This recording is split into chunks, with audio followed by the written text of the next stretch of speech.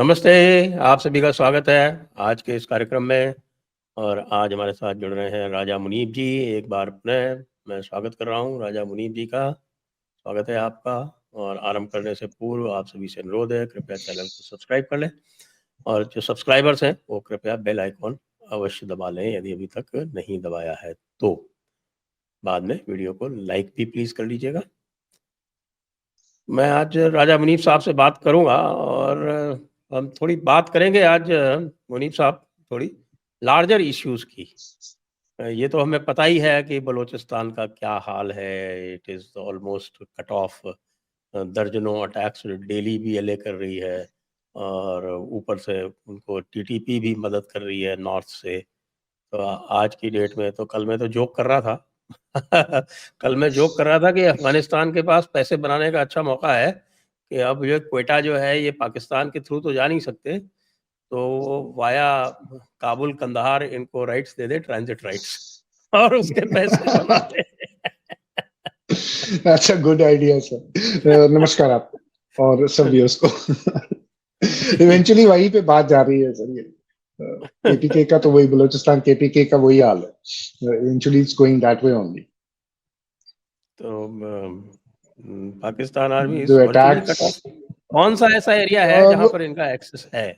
और उल्टी बात करें, बजाय इसके कि भाई कहाँ कहाँ अटैक हो रहे हैं, कौन सी रोड बंद हो गई, क्या हो गई, कौन सी ऐसी रोड है कौन सी ऐसी जगह है बलूचिस्तान में जहाँ ये पहुंच सकते हैं, और कौन सी ऐसी जगह केपी में है जहाँ पाकिस्तान आर्मी पहुंच सकती है, जहाँ उसका एक्सेस है? जी। केपी में तो बहुत मुश्किल है। केपी में पहुंचना कहीं भी बहुत मुश्किल है इनके लिए। बट अगर हम पेशावर तो पहुंच क्वेटा सकते की हैं। बात करें, पेशावर तो है, पेशावर तक है, उसके आगे नहीं जा पाते। उसके आगे इनके लिए बड़ा मुश्किल हो जाता है। वहाँ बनू में इनकी थोड़ी बहुत है, वहाँ रिलेंटलेस अटैक होते हैं इन पे, बट होल्ड करके बैठे हुए हैं वहां पर। बलूचिस्तान में, क्वेटा में बैठे हुए हैं ये। केच में इन्होंने थोड़ा बहुत इनका होल्ड है, पर कल केच में, तुर्बत में हमने देखा ही क्या हुआ। बट तुर्बत के आउटस्कर्ट्स पे इनका थोड़ा सा है। इन्होंने कल कोशिश भी की थी वहां पर वापस फुटप्रिंट जमाने की। थोड़ी देर कामयाब हुए, फिर भाग गए। उसके अलावा जितना नॉर्थ ऑफ बलूचिस्तान जो है, वहां पर इनके थोड़े थोड़े जो है फुटप्रिंट्स हैं। ग्वादर में इनका फुटप्रिंट है, वहां पर हैं ये। बाकी ये मेजरली कट ऑफ है। एक्चुअली ये इनकी प्रॉब्लम ये है कि ये बड़े थिनली स्प्रेड आउट है। तो ये कहीं पे भी एक आप कह सकते हैं कि एक कम्प्लीटली कहीं बैठ नहीं पाते। तुर्बत में है ये, तुर्बत में होने के बावजूद भी ये कंटोनमेंट से बाहर नहीं निकल पाते। प्रॉब्लम ये है कि इनकी मूवमेंट कंटोनमेंट से बाहर नहीं हो पा रही। They are trapped within their own camps and within their own cantonments. अब जो परसों से देखा हमने, about 52 attacks, I would say till 6 o'clock in the morning. आज सुबह कराची में धमाका हुआ, उन्होंने ग्रेनेड फेंका, 3 पुलिस That वाले is जख्मी हुए।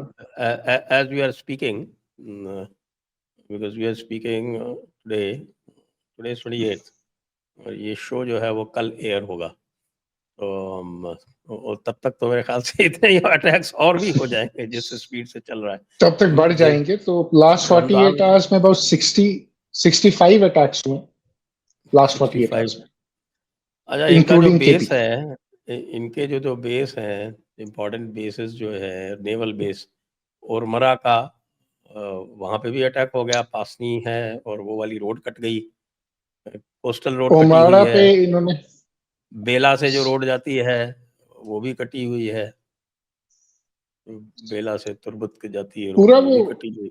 वो पूरा जो क्वेटा तफ्तान हाईवे है, वो उन्होंने कई जगह काटा है। एक जगह तुमने ट्रैक्टर भी लगाया उस पे, और वो पूरी रोड जो है वो डैमेज कर दी। देन क्वेटा कराची हाईवे भी है, वो भी कम्प्लीटली इन्होंने बंद रखा हुआ है। आज सुबह तक तो बंद था, मूवमेंट नहीं थी उस पे। ओमारा पे इन्होंने कल 6 लोग मारे, उसमें से 5 पंजाबी और सिंधी थे, और एक जो था वो शायद एफसी का लड़का था। वहां पर इन्होंने उनको मारा है। उसके अलावा और भी कैजुअलिटीज हैं। तो things are bad for them in Balochistan. But ये है कि I was talking to somebody and I said कि यार, ये इतना हालात तुम्हारे खराब क्यों है? क्या हो क्या रहा है वहां हम्म, पर? हम्म, रिस्पॉन्ड क्यों नहीं करते? तो हम्म, दे सेड कि आर्मी की डायरेक्शन है कि इमीडिएट रिस्पॉन्ड मत करो, क्योंकि वन, आपके पास उतनी ज्यादा यू नो एक आप उतने वेल ट्रेन नहीं है, डीवाई वाले और बाकी जो है। दूसरा, रिसोर्सेज की कमी है। तो वो भी इनको हर्ट कर रही है। तीसरा, थिनली स्ट्रेच्ड आउट है, तो इनकी क्यूआरटीज वगैरह जैसे हम यहाँ देखते हैं हमारी क्यूआरटी होती है, इनके पास क्यूआरटीज वगैरह नहीं है कि कोई एक्शन उसी वक्त रिस्पॉन्ड करें। काउंटर इंसर्जेंसी रिस्पॉन्स टीम्स नहीं है इनकी, वैसे इनको कमांडोज बुलाने पड़ते हैं और फिर वो जो है वो ऑपरेशंस कैरी आउट करते हैं। तो इनका वो है, बट दे आर सेइंग कि शायद ईद के बाद they are looking at starting some operation in Balochistan, major operation, तो ये उसकी तैयारी कर रहे हैं। जी, कंपेयर करें जैसे हमारी सीआरपीएफ है जिसने अपने दम पर पूरा जो रेड कॉरिडोर है वो सीआरपीएफ ने और लोकल पुलिस ने खत्म कर दिया almost. Now from 12 states and 250 districts, it is down to almost 12 districts across हाँ, 5 or 6 states, only 12 districts। 3-4 Chhattisgarh में है, इक्की दुक्की आपके झारखंड और इधर आपके एमपी में तो अब नहीं रही, एमपी में छत्तीसगढ़, खत्म हो गई। झारखंड, नहीं एमपी। उड़ीसा, छत्तीसगढ़, ये सब मिला मिलू के टोटल 12 डिस्ट्रिक्ट्स बची हैं अब। और ये पूरा काम जो है, आई थिंक एक भी दिन कोई मिलिट्री ऑपरेशन नहीं हुआ, only CRPF and local police. तो इवन पंजाब इंसर्जेंसी देखें, इंटायरली लोकल पुलिस। तो ये कैपेसिटी है नहीं क्या पाकिस्तान में? नहीं, बिल्कुल भी नहीं है। अब आप देखें ना, इनकी लीवाई है, लीवाई इस बेसिकली अब उस पर सवाल उठने शुरू हो गए कि लीवाई इन्होंने बलूचिस्तान के लिए बनाई थी, कोई 90,000 बंदा है उसमें।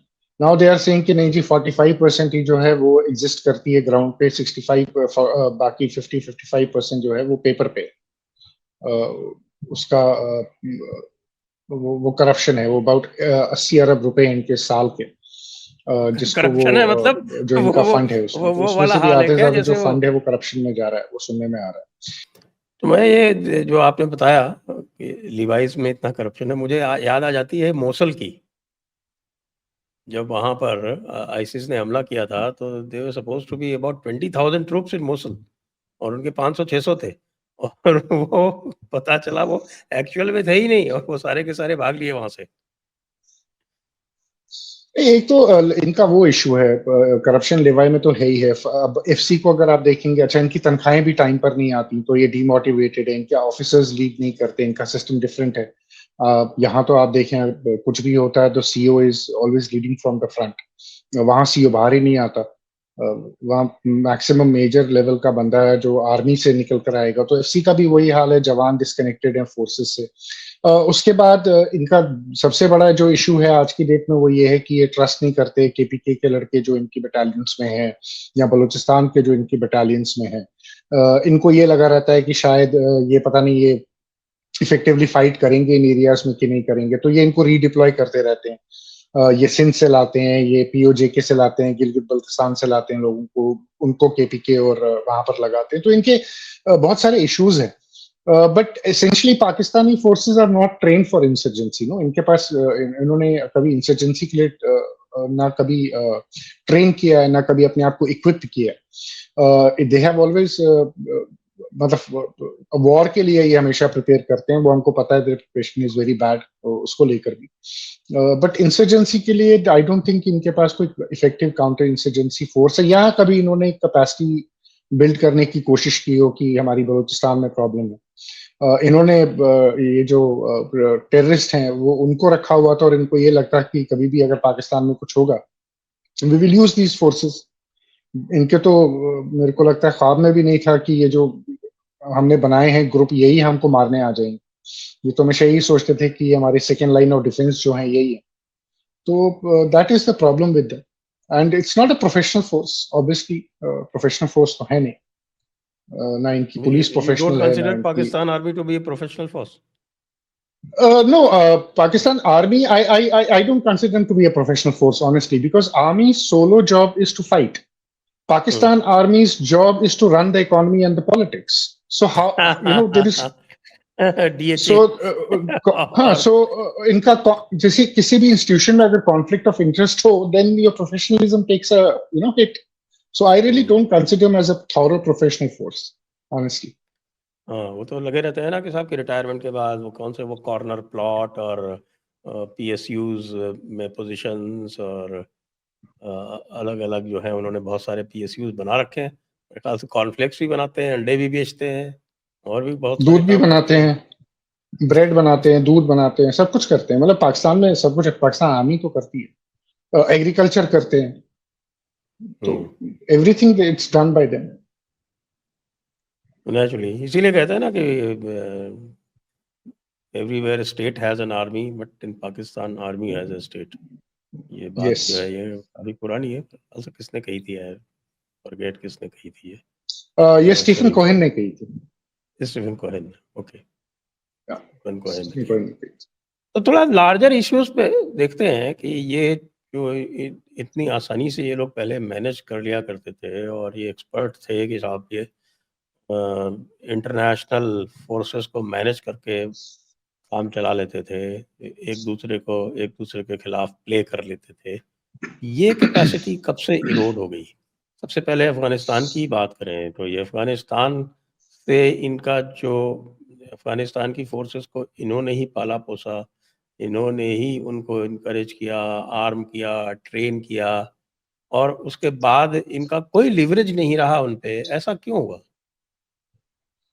देखिए, ये जो असेसमेंट है ना कि ये मैनेज करते थे इंटरनेशनल फोर्सेस को, मुझे ये लगता है कि इंटरनेशनल फोर्सेस इनको मैनेज करती थी और इनको समझ नहीं आ रहा।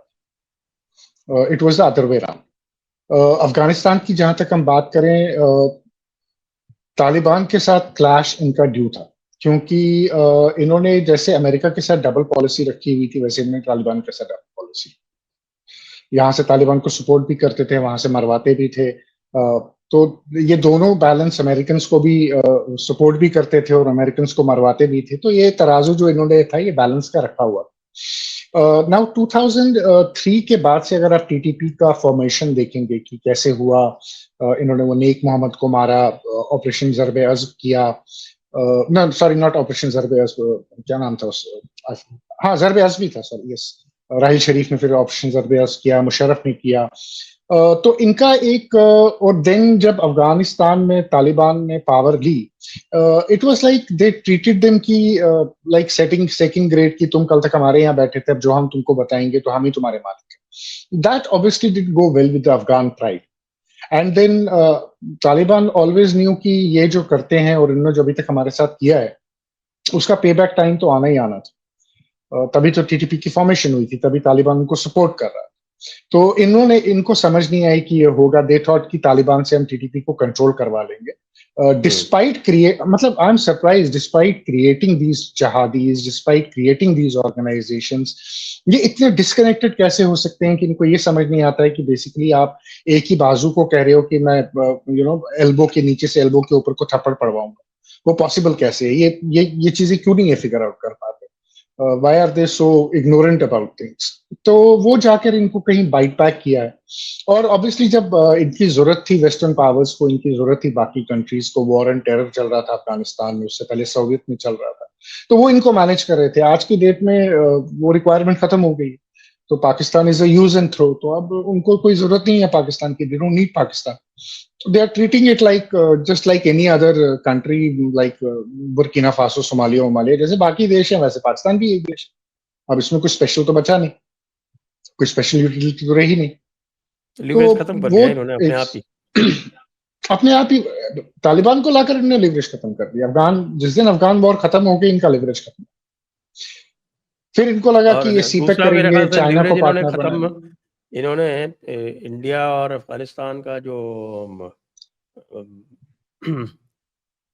आपका ट्रेड नहीं होने दिया बाय रोड, वो करके इन्होंने और भी लिवरेज खत्म कर लिया। अगर ये ट्रेड होने देते तो मेरे ख्याल से लिवरेज इनका रहता। नहीं, वो तो 100% करेक्ट है, बट अब पाकिस्तान कैसे ट्रेड रहने देगा इंडिया के साथ? नहीं सुबह तो से फिर रात तो तक वहां। अफगानिस्तान के ऊपर लिवरेज था ना, अफगानिस्तान कराची से थ्रू ट्रेड करता था। अब जब उन्होंने इंडिया के साथ ट्रेड नहीं होने दिया, तो ओवरलैंड लिंक नहीं चलने दिया, तो इंडिया ने चाबहार क्रिएट कर दिया, अफगानिस्तान चाबहार शिफ्ट हो गया। अब उसको जरूरत ही नहीं है पाकिस्तान की। तो वही मैं कह रहा हूँ ना, इनके पास उतनी आप कह सकते हैं फार साइटेडनेस कहाँ है कि इनको समझ आएगा कि ट्रेड कितना इंपॉर्टेंट होता है और लिवरेजेस कैसे क्रिएट होती हैं। इनको तो यही लगा कि डॉलर आएंगे और डॉलर से हम डील करेंगे। Pakistani statecraft has been failing for last 40-45 years now. इनमें ना उतना सोचने का है ना इनके पास, हालांकि ये खुद कितना पैसा इससे कमा सकते थे, इनका जो रोज आईएमएफ के पास ये पहुंच जाते हैं, इनको जरूरत नहीं पड़ती अगर इन्होंने इंडिया के साथ एक कॉर्डियल रिलेशन रखा होता, एक ठीक रिलेशन रखा होता। बट जब रिलेशन ही नहीं रखने, जब जहाद करना है तो फिर जहाद के लिए फिर कॉस्ट भी देनी है, तो वो कॉस्ट इन्हें खुद ही देनी है। There is, it's a suicidal nation in always. तो अब वो सुसाइड करने पे निकला है तो ठीक है, लेट देम कमिट सुसाइड, हमें क्या प्रॉब्लम। अच्छा, दूसरा एक ये जो अमेरिका जो कर रहा है इनके साथ में, अब ट्रम्प के आने के बाद में, अभी यूएस हाउस में एक जो विल्सन उनके रिप्रेजेंटेटिव हैं साउथ कैरोलिना के, उन्होंने एक बिल मूव कर दिया है और उस बिल में अच्छा, बिल को बाईपार्टिजन सपोर्ट भी मिल गई है और उसके जो मेजर जो उसका हाईलाइट है वो ये है कि साहब की आसिम मुनीर के ऊपर सैंक्शन लगाई जाए और बहुत सारे इनके जो जर्नैल साहबान हैं उनके ऊपर सैंक्शन लगाई जाए, उनके वीज़ाज जो हैं वो रिस्ट्रिक्ट किए जाएं, उनकी ज़मीन जायदाद जो यूएस में वो जब्त की जाए। तो फिर आर्मी में जर्नल बनने का कोई इंसेंटिव ही नहीं रहेगा। वो बिल बड़ा इंटरेस्टिंग है एक्चुअली। अब मैं कल देख रहा था, after finally Pakistan foreign office जो है आईएसपीआर जाग गया, उन्होंने बयान दिया है। उन्होंने कहा है कि नहीं नहीं, ये एक इंडिविजुअल है अमेरिका में जिसने बिल लाया है, ये सरकार जो यूएस गवर्नमेंट है ये उसका ये नहीं है, व्यू नहीं है। तो ये इंडिविजुअल जो है ये बाईपार्टिजन इंडिविजुअल्स हैं, ये को ऑथर किया गया है between a Democrat and a Republican. It has been written by Joe Wilson, co authored by Jimmy Panetta, Leon Panetta सन।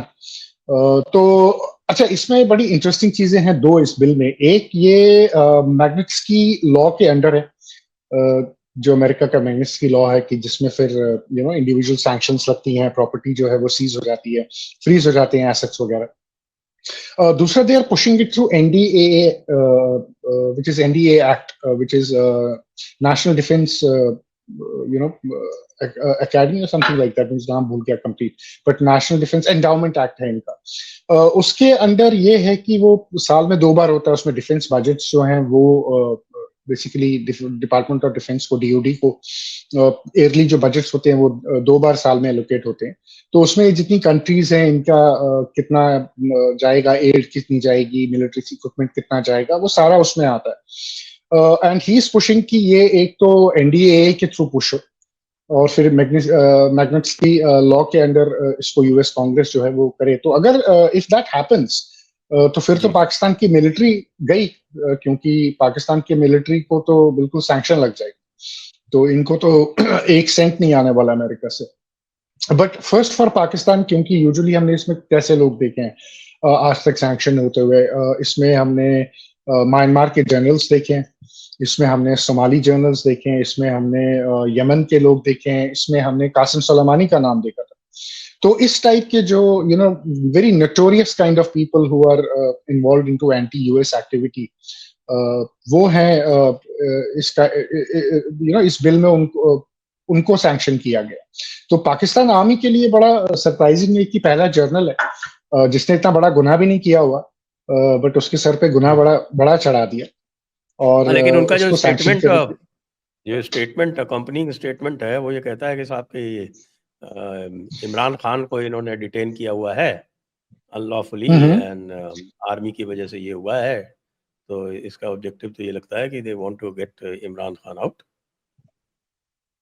नहीं, इमरान, देखिए, Imran is a tool, very useful tool, but बात यह है कि far worse things have happened in US. तब तो America ने ना डेमोक्रेसी उनको याद आई, ना उनको याद आया कि इनको सैंक्शन करें। भुट्टो को फांसी लग गई, तब जिया ने टेक ओवर कर लिया, कुछ नहीं हुआ। मुशर्रफ ने मार्शल लॉ लगाया, कुछ नहीं हुआ।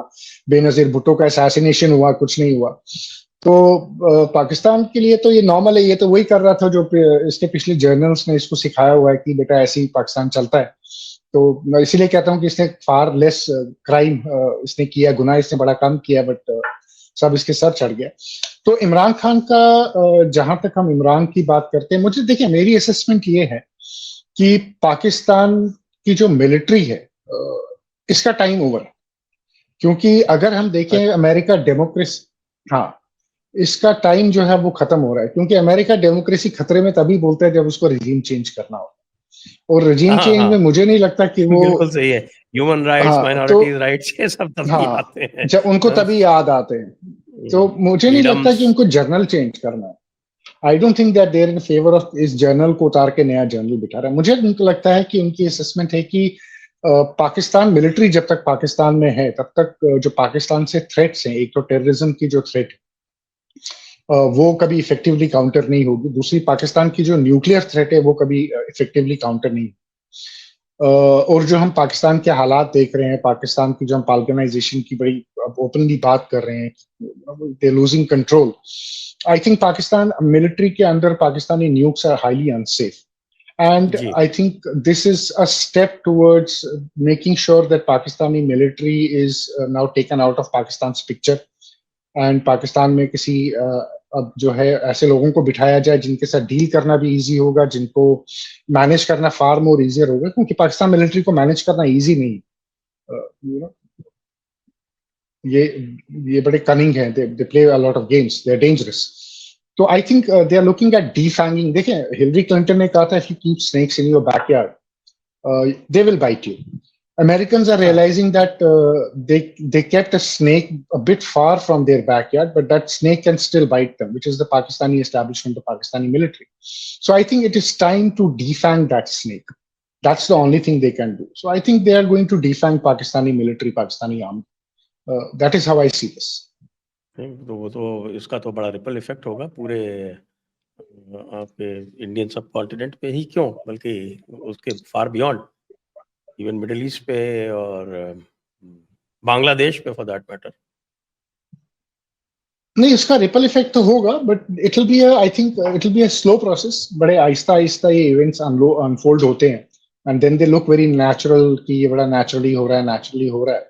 But I think Americans have set the ball rolling. अगर पहली बार किसी पाकिस्तानी जर्नल को इन्होंने सैंक्शन लिस्ट में लाया, हो सकता है इसको ना करें, बट अगले आने वाले को कर दे, सैंक्शन लगा दे पाकिस्तानी आर्मी पे किसी चीज को लेकर। You never know, they have put in a lot of demands to them. Asim Munir का एक्सटेंशन कब ड्यू है? ये तो ऑलरेडी 5 साल के लिए बैठा हुआ है सर। इसने तो वो अमेंडमेंट जो करवाई थी, कॉन्स्टिट्यूशनल अमेंडमेंट, उसके बाद से इसने अपने आप को ऑलरेडी एक्सटेंशन तो दिलवा दी हुई है। ये तो ऑलरेडी बैठा हुआ 8 साल के लिए बैठा हुआ है। लेकिन बड़ी चर्चा है कि साहब की पाकिस्तान आर्मी और जो इनका जो कोर कमांडर्स हैं, दे वांट हिम आउट।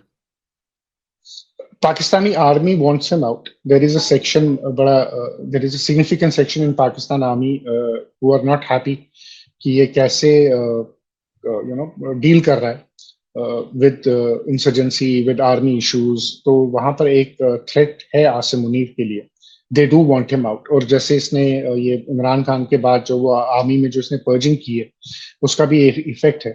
तो जो एक्स जर्नल्स हैं और जो करंट जर्नल है, they don't see eye to eye also on many issues including Balochistan and KPK. उनके उनके हिसाब से जो गलतियां उन्होंने की है, बट वो सारी जो गलतियां हैं वो आसिम मुनीर ने की, और आसिम मुनीर ने वो हाल किया जो उन्होंने कभी नहीं किया पाकिस्तान का। तो उस सूरत में अगर हम देखें तो आसिम मुनीर के लिए इंटरनल थ्रेट्स जो हैं वो भी हाई हैं, बिकॉज ऑब्वियसली अगर आईएसआई आपके पीछे पड़ जाए, फिर आपको याद है, फिर आम भी खाना बड़ा महंगा पड़ सकता है। तो देखते हैं अब आसिम मुनीर का के लिए इसके लिए चैलेंजेस हैं पाकिस्तान में। तभी वो कुरान की आयतें पढ़ के सुनाता है उसमें मीटिंग में। मतलब ऑनेस्टली ही शुड बी, और वो इतना अनइम्प्रेसिव आया उस वीडियो में। अगर आप उसकी ऑडियंस को देखेंगे, बॉडी लैंग्वेज देखेंगे, दे वर सो डीमोटिवेटेड कहूंगा। Usually army journal in this kind of a country जब बैठता है, बड़े लोग बड़े बड़े टाइट बैठते हैं, देखते हैं, बड़ा अटेंटिव लगते हैं, अपेयर करते हैं कि अटेंटिव। आप इसमें देखते हैं, इसमें बड़े डिसइंटरेस्टेड से बैठे हुए हैं, कोई इधर देख रहा है, कोई उधर देख रहा है, कोई किसी से आंखों आंखों में बातें कर रहा है। मैंने उस वीडियो को बहुत बार देखा। और बेसिकली आपने हाफिज जिसको मौला बिठाना था मस्जिद में, उसको आपने आर्मी की कुर्सी पे बिठा दिया, चीफ की कुर्सी पे। तो अब आप क्या एक्सपेक्ट करते हो सर? लेकिन ये तो पाकिस्तान के डिफाइन किया था ना आपके इन्होंने, मिस्टर हक्कानी ने, क्या आर्मी अमेरिका है, मुल्ला आर्मी अमेरिका एंड अमेरिका अल्लाह। वो हुसैन हक्कानी जी का बड़ा फेमस कोट है। तो अमेरिका तो अब बाहर हो गया है, अल्लाह के बंदे भी पीछे पड़ गए हैं। वो बोलते हैं कि अब आर्मी आर्मी रह गई है, ना अल्लाह है तो ना अमेरिका है, दो बचाने के लिए नहीं आ रहे आदमी को, ये अकेले रह गए। अच्छा, एक बड़ी खबर और आ रही है कि अमेरिकन्स के साथ में पाकिस्तानी इस्टेब्लिशमेंट की मीटिंग हुई है, वो भी सऊदी अरेबिया में। ये लोग उम्रा करने गए थे, उसमें शहबाज शरीफ जो प्राइम मिनिस्टर हैं, उनकी बेटी मरियम शरीफ थे, आपके Asim Munir army chief, DG ISI, और फॉरेन सेक्रेटरी आमना बलोच। और अमेरिकन साइड से कौन था इसकी क्लैरिटी नहीं है, लेकिन अमेरिकन साइड से लोग थे और उन्होंने इनके सामने 5 डिमांड रखी, बताई। और 5 डिमांड्स तो थी। एक तो ये आपके दहशतगर्दी के मुतालिक थी कि साहब आप इस पर कंट्रोल कीजिए। दूसरा ये था सीपेक बंद कीजिए। तीसरा ये था कि साहब कि जब सऊदी अरेबिया इजराइल को रिकॉग्नाइज करे तो आप भी रिकॉग्नाइज कीजिए। फिर ये था कि साहब आप जम्मू कश्मीर से अलग होइए और वहाँ पे ये जिहादी भेजना बंद कीजिए। और फिर क्या कि साहब कोई ईरान में आप न्यूट्रल नहीं रह सकते, आपको हमारा साथ देना पड़ेगा।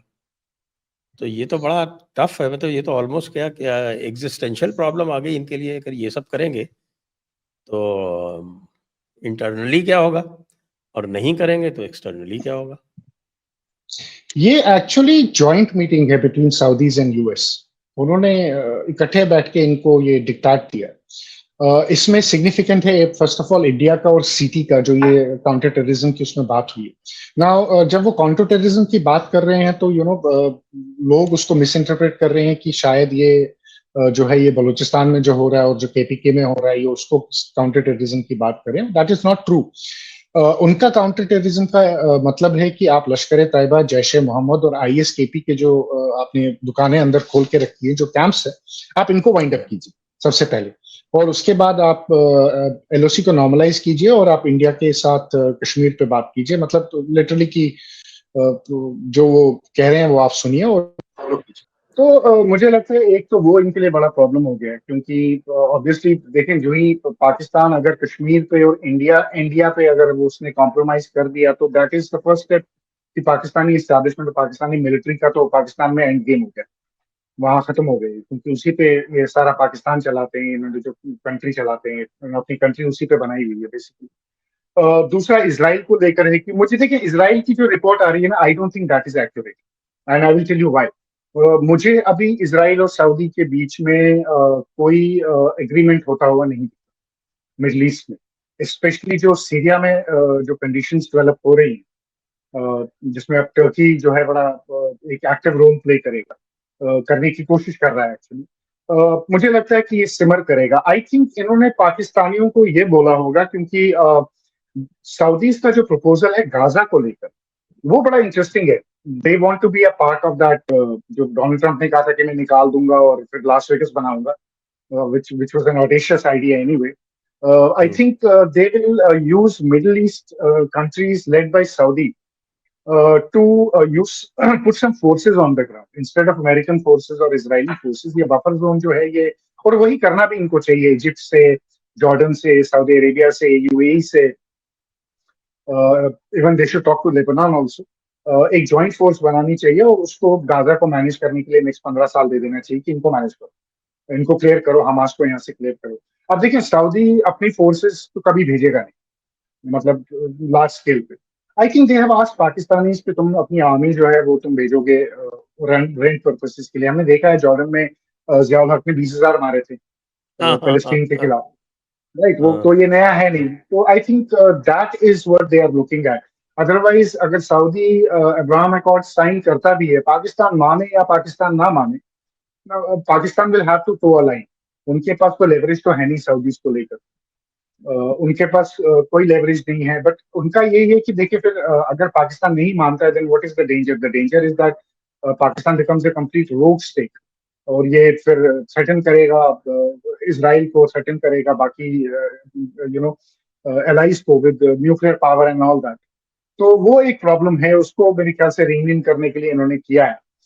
सीपेक पे इनको यही बोला गया कि बेटा तुम्हारे जो चाइना के साथ रिलेशंस है वो कोल्ड स्टोरेज में है, उनको अब तुम गर्म नहीं करोगे, सिमर होने दो जहां पर है, but don't expect that you will get the Chinese in, if you get the Chinese in then you will have to pay the cost जो केटीके और बलूचिस्तान में हो रहा है। तो वो बड़ा वार्निंग शॉट उनको क्लियर है कि अगर तुमने चाइना को ज्यादा अंदर आने दिया या तुमने चाइना को हमारे खिलाफ प्ले करने की कोशिश की, तो फिर तुम्हारी हम बैंड बजाएंगे अंदर बैठ के, बहुत क्षेत्र पड़ेंगे इनको। तो ये तीन चीजें उसमें बड़ी सिग्निफिकेंट है। एक इंडिया के साथ जो मुझे लगता नहीं है पाकिस्तान आर्मी तैयार होगी करने के लिए, that is the end of Pakistani army. Israel को लेके, मिडिल ईस्ट को लेके इनके पास ज्यादा ऑप्शन नहीं है, they don't have many options. Iran को लेकर ये भी हो सकता है कि उन्होंने बोला हो कि हमको बेस दे दो, हम बलूचिस्तान में बेस ले लेंगे, एयरबेस ले लेंगे अगर हमको हिट करना होगा, क्योंकि उन्होंने कुछ रिपोर्ट्स मैंने पढ़ी थी, I don't know how true they are, but reporting है कि इन्होंने पाकिस्तानी रेडार्स जो है उनको मैप किया था अमेरिकन से, देखने के लिए कि फिजिबिलिटी क्या है।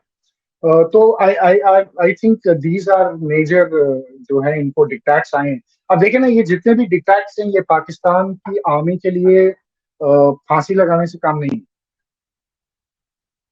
सीटी वो कर नहीं सकते। अगर ये लश्कर तैयबा को बोलेंगे तो मोटर यहाँ से बंद करो तो वो इनको खा जाएंगे। अभी तो टीटीपी खा रहा है, अगर वो शुरू हो गए तो बड़ा मुश्किल हो जाएगा। आईएसकेपी को ये क्या करेंगे? अगर ये आईएसकेपी को बंद करेंगे तो अफगान तालिबान को खा जाएगा। इंडिया के साथ अगर ये नॉर्मलाइजेशन की कोशिश करेंगे, ये पीओजेके को कंसीड करेंगे, तो फिर तो पाकिस्तान का मतलब डिसइंटीग्रेशन तो फिर नियर कंप्लीट है। So that is very very difficult for them. जहां तक मिडिल ईस्ट की बात आती है तो मुझे नहीं लगता कि ये ज्यादा देर तक उसको प्रेशर कर पाएंगे अपनी पोजीशन को। They will have to toe a line on Saudis. Chinese के साथ बड़ा इंटरेस्टेड रहेगा कि चाइनीज के साथ ही कैसे डील करते हैं, क्योंकि दो मेरे ख्याल से डेवलपमेंट्स है चाइना वाला उस। शायद इजीएस्ट रहेगा इनके लिए। It will not be that easy sir, it will be very complicated. उसमें भी मरते हैं ना, ये करेंगे क्या? ये चाइना के साथ क्या करेंगे? मतलब अब आप देखेंगे मीटिंग जब हुई है इसके बाद ये आए और इन्होंने 1.79 बिलियन रुपीस जो है वो रिकोडिक की सिक्योरिटी के लिए डाल दी। नाउ रिकोडिक इज समथिंग जो स्पेनिश कंपनी के अंडर है, उधर एक स्पेनिश कंपनी है, 55% कंट्रोलिंग स्टेक उनका, 51% उनका controlling stake. Saudis were very interested कि ठीक है हम 15 से 20% जो है इसमें हम ले लेंगे, तो पाकिस्तान वो बेच रहा था कंपनी। बट सऊदीज की दो कंडीशंस थी। एक कंडीशन ये थी कि जो डॉलर है वो पाकिस्तान के अंदर नहीं आएगा, वो हम बाहर से ही राउट करेंगे। सो बेसिकली कह रहे थे कि हम ले लेंगे बट तुमको ठहंगा देंगे, तुमको कुछ नहीं मिलने वाला, कोई पैसा तुमको नहीं मिलेगा। दूसरा उनका सिक्योरिटी को लेकर था कि अगर हम आएंगे और तुम वही गेम खेलोगे जो तुम चाइना के साथ खेल रहे हो, तुम उनको भी नहीं प्रोटेक्ट कर पा रहे। तो सऊदीज को मुझे लगता है ये थोड़ा सा, आप कह सकते हैं कॉन्फिडेंस बिल्डिंग मेजर के लिए इन्होंने 1.79 बिलियन रुपीज जो है, अरब रुपए जो है वो रिकोडिंग में इन्होंने डाल दिए। बट वहां से अब चाइना नाराज हो गया। लेकिन चाइना ने रिकोडेक कहा तो वैसे भी आउट ऑफ बाउंड्स हो गया है आजकल। वो जो रोड है नोशकी वाली जो ताफ्तान जाती है, वो तो इनऑपरेशनल है, वहां तो ये घुस ही नहीं सकते। कल ही उन्होंने एक आपके शेख वासिल के पास में कोई उनका कॉन्वॉय था, 24 एक्सल ट्रक्स थे, मेरे ख्याल से वो रिकोडेक के लिए ही थे, उनको उड़ा दिया। हाँ, 4 उससे पहले भी वहां पर हुआ, उससे पहले भी चाइनीज एसीजी के ट्रक्स थे, उनको उड़ाया सांदिक के पास में। तो ऑब्वियसली रिकोडिंग is out of bounds for them, but then now they are thinking कि उसको हम रीइंफोर्स करें उस एरिया को। यही इनकी प्रॉब्लम है ना कि सर ये एसेट्स इनके सारे कहाँ पर है? एसेट्स इनके बलोचिस्तान में, बेचना ये चाहते हैं वहां से, इकोनॉमी को वहां से बचाना चाहते हैं, but at the end of the day इनके पास रिसोर्सेज नहीं है कि उन एसेट्स को उन एसेट्स को प्रोटेक्ट करते रहें। तो वो इनके लिए एक प्रॉब्लम है। और तभी इन्होंने पैसे जो है एलोकेट किए हैं कि वहां पे कुछ करेंगे। लेट्स सी क्या करेंगे, मुझे तो नहीं लगता है कुछ करेंगे। एलोकेट किए हैं, वो जाएंगे या नहीं जाएंगे वो भी नहीं पता। इन्होंने सऊदी से ना लिया हूँ कि हम डाल रहे हैं आप और दे दीजिए, जो चाइना के साथ में सीपेक में किया वही कोशिश ना कर रहे हैं। Will see how that develops. But अब चाइना नाराज हो गया। चाइना ने कल इनके एम्बेसडर को समन किया कि भाई हमारे नेशनल का क्या होना है, how are you planning to protect them. Obviously अब उन्होंने देखा ही इतना पैसा उठा के वहां डालते हो, हमारे पास आते हैं बोलने के हमारे पास पैसा नहीं है। तो चाइना ने भी अब एंटी किया है कि व्हाट आर योर प्लान्स, बताओ कैसे कर रहे हो। तो ये दोनों साइड से पिस रहे हैं सर, ये चाइना से भी पिसेंगे, ये पाकिस्तान से, ये अमेरिका से भी पिसेंगे, ये बीच में फंस गए हैं, इनका सैंडविच बन गया। अच्छा, ये जो रेकोडेक माइंस हैं, ये बेसिकली कॉपर माइंस हैं, लेकिन कॉपर में साथ साथ गोल्ड भी निकलता है थोड़ा सा। तो कितनी बड़ी माइंस है ये? They are huge. There are two very big mines in Balochistan, एक रेकोडेक, एक शांडिक। शांडिक जो है वो कॉपर है, वो उसमें भी थोड़ा बहुत गोल्ड निकलता है। वो चाइनीज जो है, they are on the verge of taking it over. वो जो चाइनीज है वो उन्होंने लेनी है। वो उसकी लोकेशन कहाँ पे है? ओमारा के ऊपर है वो, दैट इज नियर ओमारा। तो वो हाँ, तो जो वो पूरा दोनों वो बेल्ट है। दोनों जो है वो हाँ, बलोच एरियाज में हैं, मतलब हैवी बलोच एरियाज हैं। दोनों में ही प्रॉब्लम तो आएगी। हाँ, दोनों में प्रॉब्लम आई। तो बट अब यही है कि देखिए, इन्होंने सीपेक तो बनाया है, इनको यही लगा कि जो मैंने अमेरिका के साथ किया, सिक्योरिटी का नाम लेकर उनको डरा धमका कर पैसे लेते रहे, ये चाइनीज के साथ भी वही गेम खेलेंगे। इन्होंने खेली भी है वो चाइनीज के साथ, to be very honest. But Chinese उस गेम में कंप्लीटली फंसे नहीं, वो ट्रैप नहीं हुआ जैसे अमेरिकन हो गए थे। अमेरिकन ने तो काफी पैसे दे दिए। Chinese have extracted a huge cost. अब चाइनीज इनको कह रहे हैं कि हम अपने बंदे भेजेंगे, और अगर चाइनीज अपने बंदे भेजते हैं तो obviously American are not going to sit quietly, तो फिर तो पाकिस्तान पे बहुत प्रॉब्लम है। दे विल काउंटर बैलेंस करेंगे वो उसको बलूचिस्तान में, और हमें पता है वो कैसे करेंगे। We know how they will do it. वैसे उनको डेमोक्रेसी तो याद आ ही गई है पाकिस्तान में, तो we know what they are going to do. अच्छा, ये BRAS बनाई थी इन्होंने, उसमें इन्होंने सिंध को भी शामिल किया था। सिंधु देश आर्मी। तो वो सिचुएशन कैसे डेवलप हो रही है और कहाँ तक डेवलप हो रही है? क्योंकि यही कल हम मजाक कर रहे थे कि भाई बलूचिस्तान जाने के लिए तो अब अफगानिस्तान के थ्रू जाइए, और कराची जाने के लिए फिर आपको इंडिया से मदद मांगनी पड़ेगी। वही जा रहा है, एंड में होगा वही। ये एंड अप तो वो सिचुएशन वही करने वाली है, अभी मजाक काम भी सीरियस हो जाएगा। काम भी ऐसे करते हैं ना कि साहब हम पानी जो है वो चोलिस्तान में ले जाएंगे, तो सिंध में पानी पहुंच नहीं रहा है। आप देखिए कि शक्कर के आप आगे ये पानी जो देखिए, है वो इतना कम हो जा रहा है, और इसके बाद में आपके हैदराबाद के आगे, वो कोटड़ी के आगे तो बिल्कुल ही नहीं पहुंच रहा है। ये इतने बेवकूफ हैं। एक ही इनका रीजन था सिंध, जो मैं कहूंगा कि कंपैरेटिवली शांत, जहाँ लोग इतना परेशान नहीं हो रहे थे। इन्होंने जाके वो चोलिस्तान कनाल को भी खोदना शुरू कर दिया। इन्होंने सिंधियों को भी अपने अगेंस्ट कर दिया। वो भी आज की डेट में शुरू हो गए प्रोटेस्ट करना पाकिस्तान एस्टैब्लिशमेंट के खिलाफ।